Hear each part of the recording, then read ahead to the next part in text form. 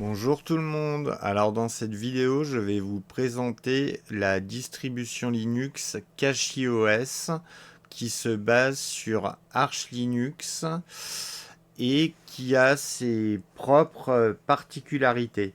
Déjà, on peut dire que l'installateur est plutôt convivial et il propose en fait la plupart des systèmes de fichiers les plus modernes sous Linux tels que ButterFS, EXT4 ou encore XFS et d'autres, mais il propose également ZFS.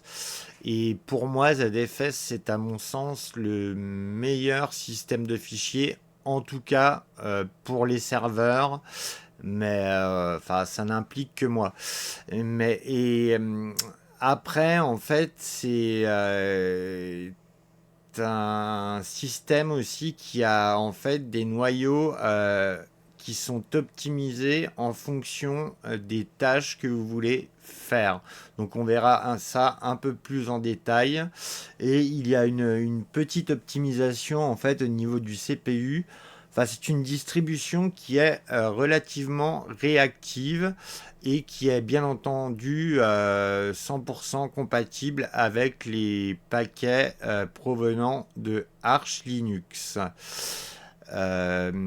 Donc on va voir le site officiel.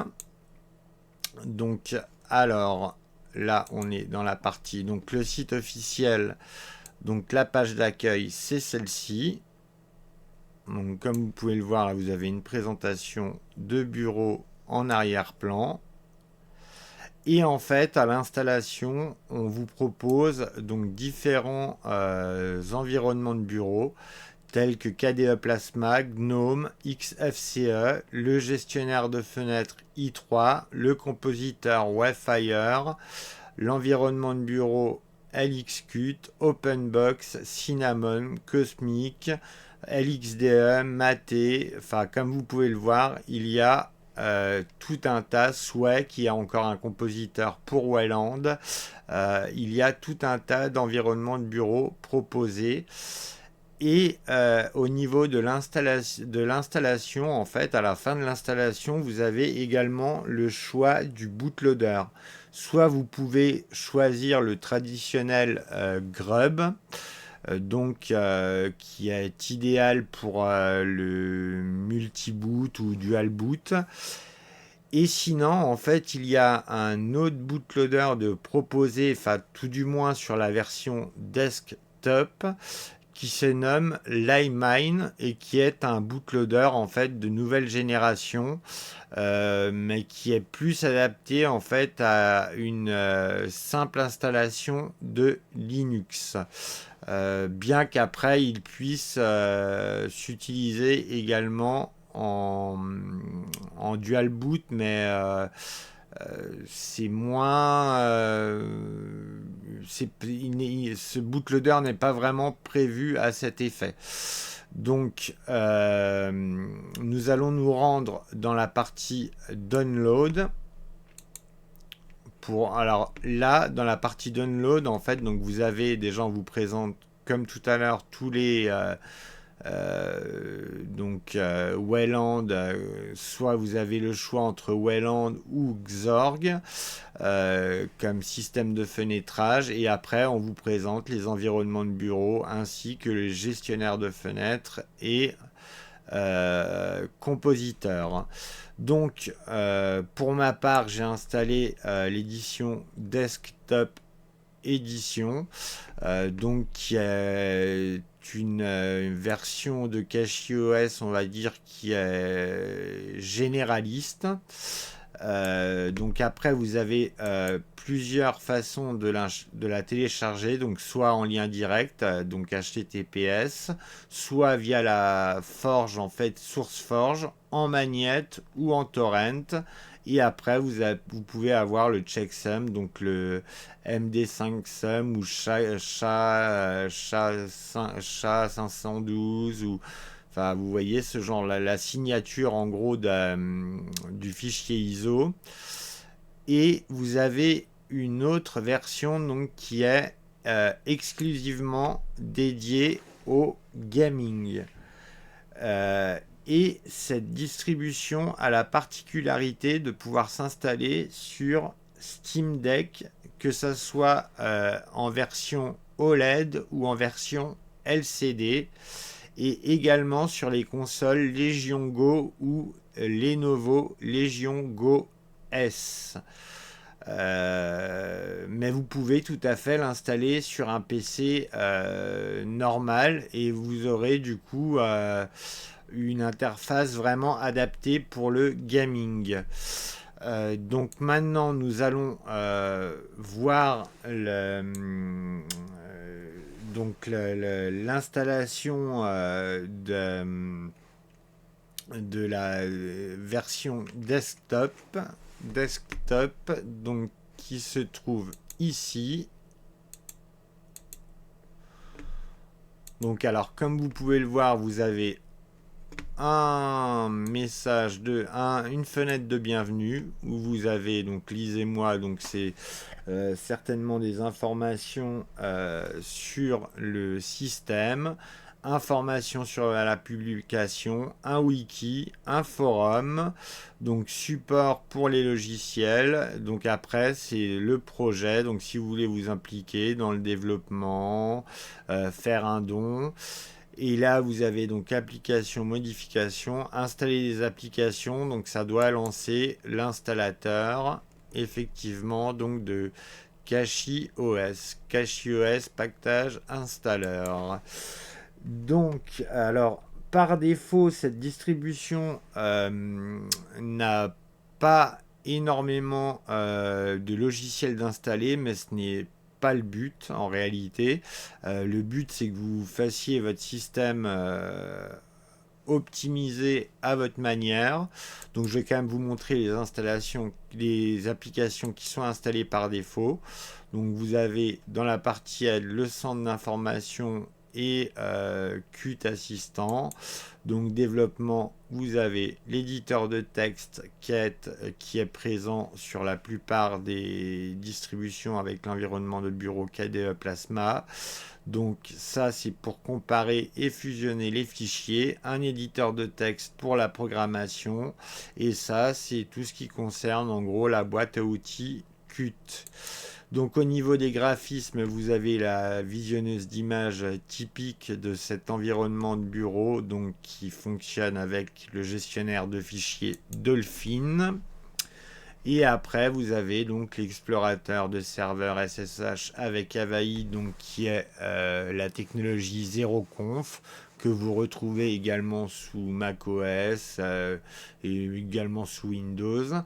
Et vous avez par défaut le navigateur Firefox d'installer comme sur la plupart des distributions, ainsi que KDE Connect qui permet de connecter votre smartphone, donc par exemple de manipuler en fait via votre smartphone votre ordinateur et inversement. Par exemple envoyer des SMS à partir de votre ordinateur sur votre téléphone en fait. Donc après vous avez la partie donc multimédia, donc contrôle du volume, c'est l'équivalent de pas vu contrôle. Donc Haruna c'est un lecteur donc multimédia qui est basé donc sur la boîte à outils Qt et sur MPV. Donc c'est un lecteur multimédia qui lit pour ainsi dire tous les formats. C'est de la même veine que VLC mais basé sur MPV. Donc comme vous pouvez le voir, il y a pas mal d'options pour la configuration. Enfin, je vais pas rentrer dans les détails, mais c'est un programme assez complet. Et donc, donc vous avez MPV et ça V4L2, c'est ce qui concerne entre autres la capture vidéo. Enfin voilà. Et donc dans système, alors là c'est un peu plus intéressant. Donc là déjà vous avez un terminal en fait qui est un simple terminal en fait sans onglet, mais qui vous permet en fait d'avoir toutes les informations sur le système. Donc comme vous pouvez le voir, le nom de l'OS, donc l'hyperviseur KVM, la version du noyau.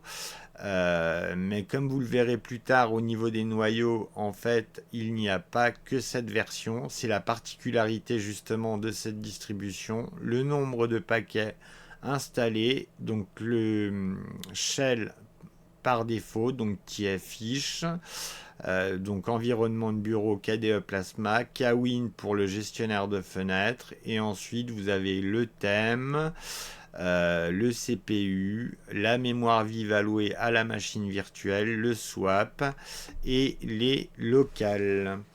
Et comme vous allez pouvoir le constater, l'affichage des fichiers et répertoires est plutôt agréable. Comme vous pouvez le voir, vous avez le petit logo en fait des répertoires qui sont affichés. Là, c'est un lien symbolique. Comme vous pouvez le voir, vous avez ça pointe sur USR Bin.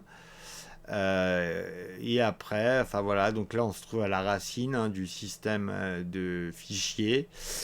Et après, dans le home, voilà, vous avez les fichiers cachés d'afficher, et les répertoires sont facilement reconnaissables avec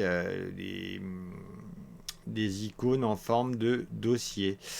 Donc voilà. Et pour les fichiers de configuration, comme vous pouvez le voir, vous avez un petit dièse, point d'exclamation. Donc voilà, c'est plutôt sympathique. Alors, au niveau des fichiers normaux, comme vous pouvez le voir, vous avez juste une petite page. Donc voilà, c'est plutôt cohérent. Donc après, sachez que vous avez le même rendu en fait avec donc on peut fermer la fenêtre d'accueil, un peu le même rendu avec le terminal console, donc qui est propre à KDE Plasma, sauf que ce dernier a des onglets. Voilà, comme vous pouvez le voir, je peux ouvrir plusieurs onglets et me connecter par exemple en route.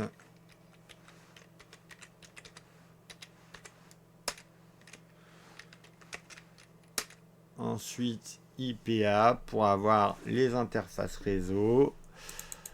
Donc voilà. Et après, en ce qui concerne le gestionnaire le gestionnaire de paquets, c'est Pacman, comme sous Arch Linux. Donc par exemple, on va installer VLC. Donc on nous demande notre mot de passe.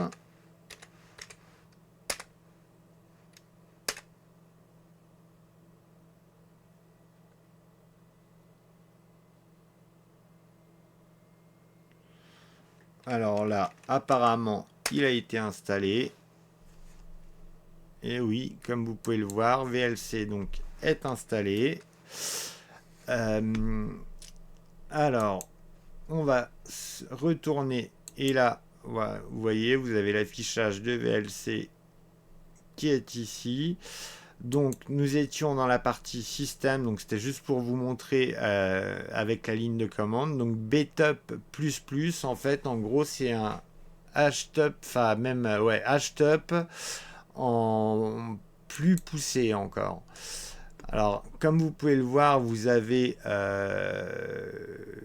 la mémoire, vous voyez toute la mémoire de disponible, les disques, le réseau, le processeur et tous les processus qui sont actuellement actif. Donc si vous avez un processus récalcitrant, vous pouvez le killer sans problème. Donc voilà, BTOP c'est l'équivalent du programme top mais en beaucoup plus évolué. Donc voilà. Là, Butter Assistant, alors c'est étant donné que j'ai installé le système de fichiers ButterFS, ça permet de configurer de manière graphique le système de fichiers ButterFS. Alors CachyOS Hello, c'est le message de bienvenue, la fenêtre de bienvenue que vous avez vu au départ. Et là, CachyOS installateur de paquets, c'est ce que c'est le programme que je vous ai montré quand j'ai cliqué sur l'installateur sur la fenêtre de bienvenue. Donc là, pareil, vous pouvez installer une application. Par exemple, vous tapez GIMP. Hop. Il faudra peut-être que je fasse un refresh list avant.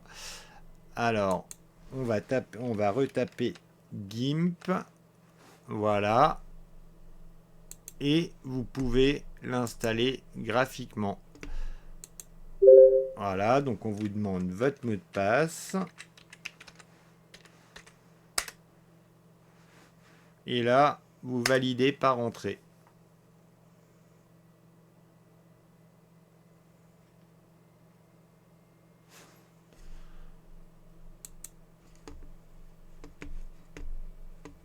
Donc voilà, comme vous pouvez le voir, pour installer un logiciel, c'est relativement simple. Et là, dans Graphisme, vous avez GIMP.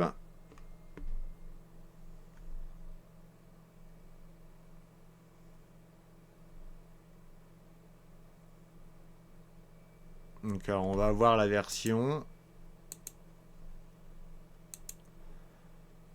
Donc qui est la version 3.0.6.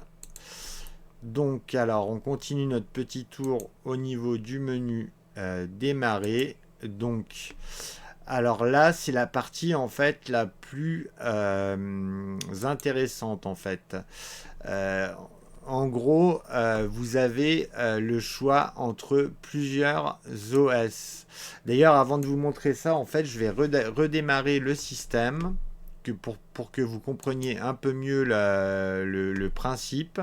Alors là, comme vous pouvez le voir, vous avez le... Hop. Ah, je vois mal là. Une M. Donc... R, comme vous pouvez le voir, vous avez le noyau Linux 6.17. Donc, je vais éteindre la console. Donc, fermer la fenêtre. Et je vais redémarrer le système. Alors, comme vous allez vous en rendre compte, c'est très très rapide. Et là, en fait, vous avez le choix entre...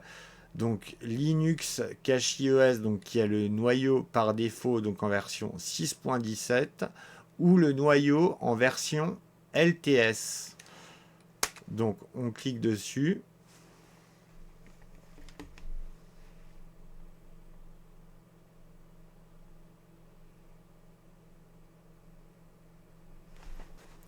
Alors, je rentre le mot de passe.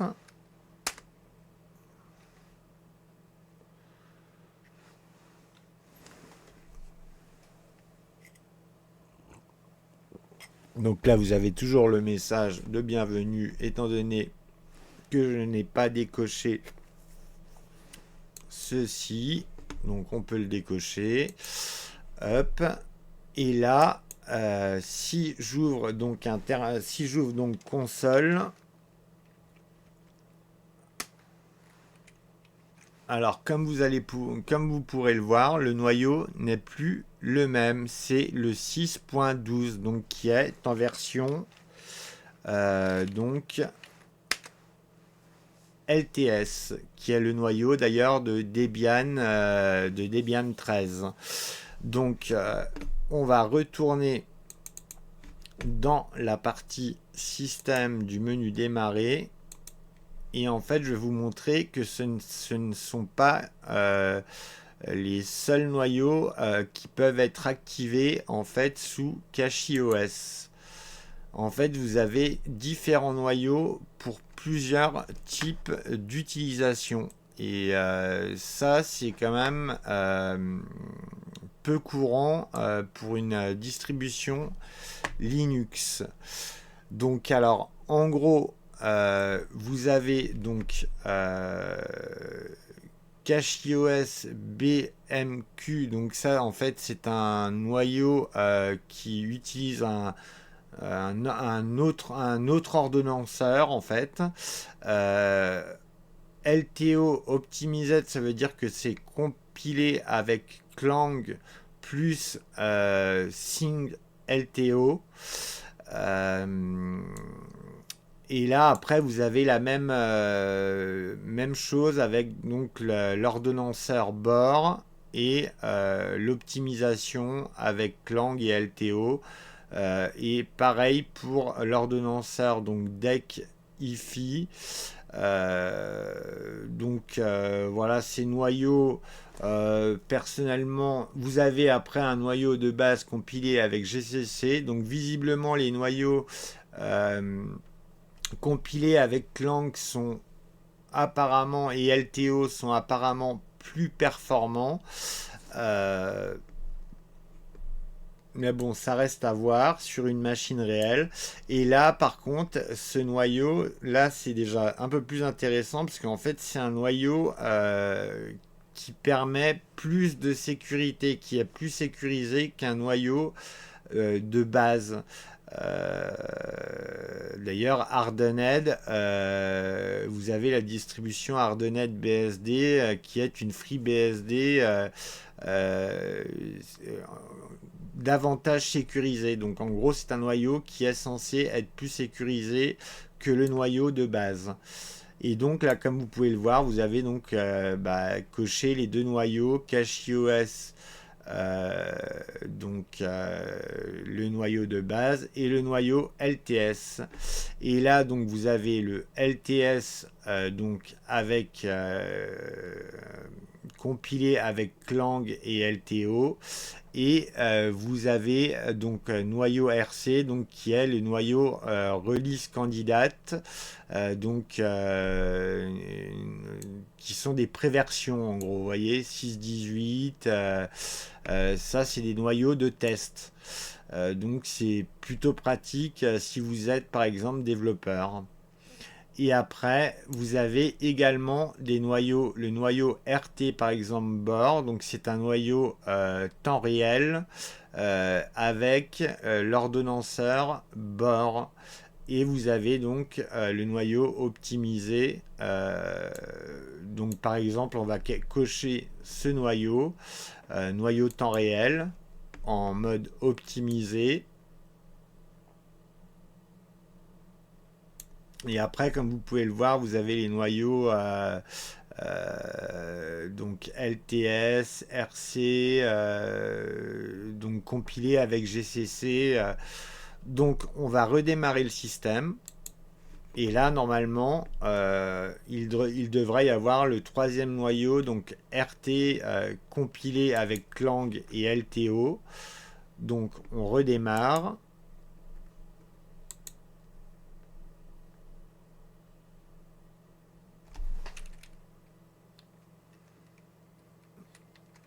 Ah, je ne comprends pas pourquoi j'ai dû faire un...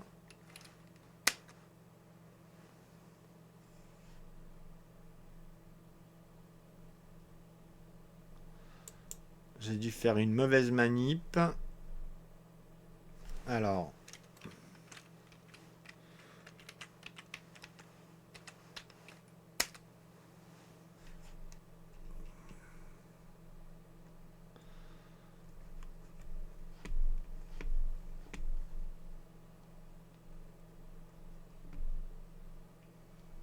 Ouais, c'est toujours le noyau. Donc je pense que j'ai fait une mauvaise manip au niveau de la configuration des noyaux. Donc on va retourner ici.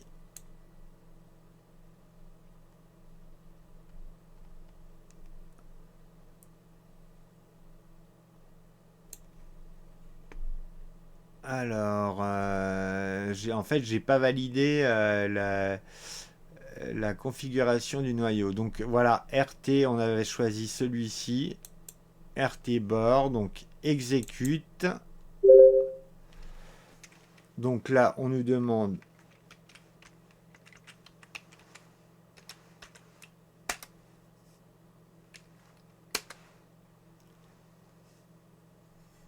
donc on nous propose l'installation du noyau.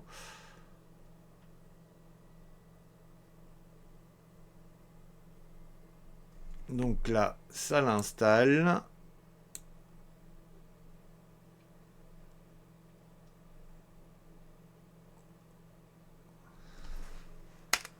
Clac. Et là, normalement, au redémarrage, vous devriez avoir 3 noyaux. Donc le noyau normal, le noyau LTS et le noyau à temps réel.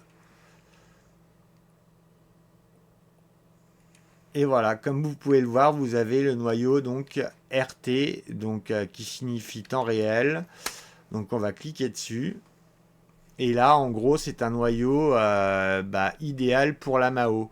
Donc, en gros, ce qui est génial dans cette distribution, en fait, c'est que vous pouvez, en gros, configurer des noyaux en fonction de votre utilisation du système d'exploitation, que ce soit pour le gaming, le temps réel, enfin tout un tas de choses. D'ailleurs, cette distribution, en parlant de gaming, se prête très bien au gaming, étant donné qu'elle est basée sur Arch Linux. C'est plutôt une bonne candidate pour ce mode pour cet emploi. Donc voilà. Alors, il me semble vous avoir présenté les noyaux principaux. Je regarde si je n'ai rien laissé de côté. Donc RC, comme je vous disais, c'est pour release candidate, donc c'est des noyaux qui ne sont pas encore stabilisés, on va dire, mais qui fonctionnent certainement très bien. Et vous avez un noyau par contre ouais, 6.1.8 en version stable. Ouais, donc là c'est tout de suite moins intéressant. Et vous avez également un noyau oui, pour serveur, comme vous pouvez le voir, qui est spécialisé pour les serveurs. Donc, ouais, c'est plutôt assez complet. Donc voilà, c'est la grosse particularité de cet OS, de cette distribution. Donc on va retourner dans la partie système et là donc vous avez le centre d'information donc vous devez connaître c'est toutes les informations sur votre matériel sur enfin c'est très complet hein, comme vous pouvez le voir vous avez même une partie certainement benchmark enfin bon on va pas rentrer dans le détail vous devriez connaître cette application si vous connaissez un minimum KDE Plasma et vous avez donc la configuration du système, donc c'est pour configurer son système de base. Vous avez d'ailleurs le lien en raccourci ici, donc pour configurer par exemple la résolution de l'écran, enfin tout un tas de choses de KDE Plasma en fait. C'est la partie paramétrage de KDE Plasma de base. Donc contrôleur de volume, on a déjà vu. Donc Dolphin, c'est le gestionnaire de fichiers. Éditeur de menu, c'est l'éditeur de menu propre à KDE Plasma. Donc l'explorateur 0conf d'Avaï. Donc le terminal console. Donc ça, c'est l'équivalent de Seahorse. Donc c'est pour gérer vos... Enfin, c'est K-Wallet Manager, c'est pour gérer vos mots de passe. En fait, c'est même pas l'équivalent de Seahorse. C'est en gros un gestionnaire de mots de passe pour éviter d'avoir à retenir tous les mots de passe. Et Octopi, c'est un autre programme en fait pour installer des logiciels. Euh, alors, vous avez également le OpenJDK Java, donc c'est pour faire du développement en fait sous Java et vous avez certainement également le JRE. Ouais, voilà, ça c'est JRE, donc c'est pour exécuter des programmes Java. Donc ça, je ne sais pas exactement, c'est pour les schedulers. Donc les ordonnances, ouais, je sais pas trop. Ouais, c'est pour configurer le scheduler. Donc on ne va pas rentrer dans les détails. Euh, et donc je vais vous montrer quand même Octopi. Donc en fait vous avez le même genre de programme en fait sous FreeBSD quand vous installez une interface graphique. En fait sur tous les programmes d'installer, ça vous permet d'avoir tous les fichiers qui s'installent avec le programme. Comme vous pouvez le voir ici, share, mais vous pouvez également installer des programmes via cette là dans Action. Vous tapez le nom du programme, par exemple, je ne sais pas, on va mettre K3B qui est un logiciel de gravure. Donc là, vous cliquez sur installer. Ouais, ou non, ou un clic droit installer, clic droit installer. Ok.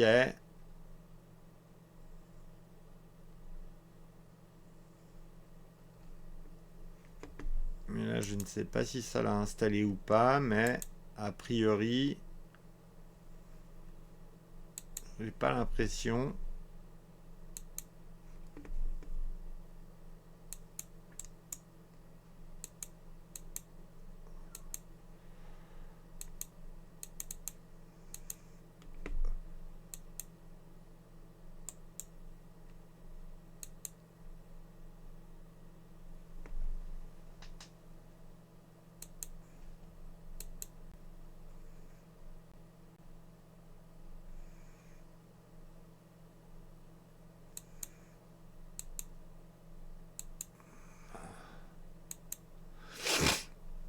Enfin, ouais, c'est surtout pratique pour avoir des informations en gros sur les fichiers qui sont installés par chaque paquet, mais j'ai pas l'impression que ça a installé le logiciel. Non, ça l'a pas installé. Mais bon, vous avez ce programme pour installer des logiciels de manière graphique en allant sur repo et là vous installez ce que bon vous semble. Par exemple euh,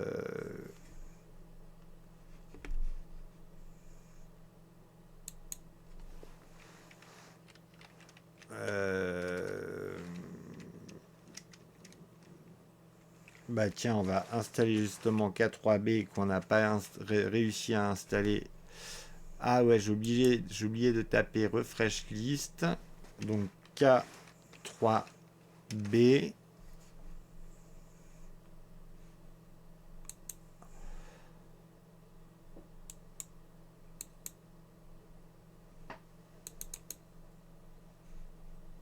Installe. Ok. Donc alors, on entre le mot de passe.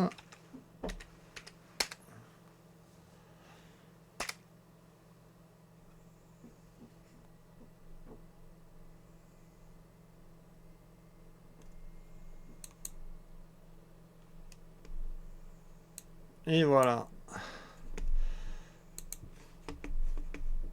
Donc alors on va fermer la Logitech. Et là, comme vous pouvez le voir, ouais, non, là ça met lecteur multimédia. Mais normalement, K3B doit être installé. Ça doit certainement nécessiter un redémarrage, mais normalement, K3B est installé. Ouais, comme vous pouvez le voir, il est bien installé. Euh, donc tout est bon.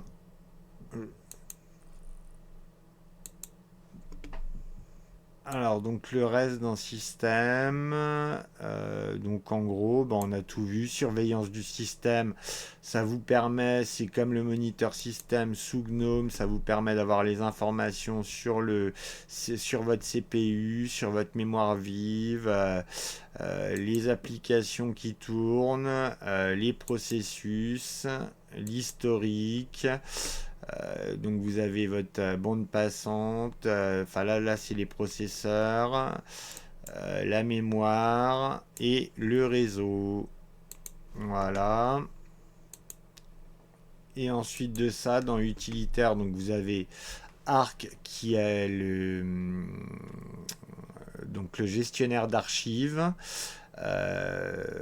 Qui est l'équivalent de 7zip ou File Roller sous GNOME. Donc ça vous permet c'est comme le programme Baobab, ça vous permet d'afficher l'utilisation des disques, donc pour voir quel répertoire ou fichier prend de la place.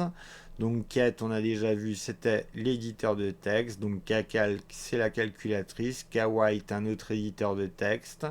Donc comme je vous ai dit, la main, donc c'est le bootloader que j'ai choisi à l'installation. Donc voilà. Ensuite, sélecteur d'emoticône, donc spectacle. Donc ça, c'est pour faire des screenshots. Et ensuite, vous avez l'éditeur de texte VIM. Donc voilà, il me semble avoir fait le tour de cette distribution. Donc, on va éteindre.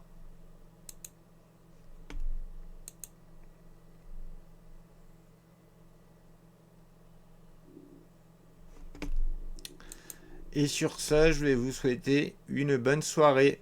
À très bientôt. Au revoir les amis.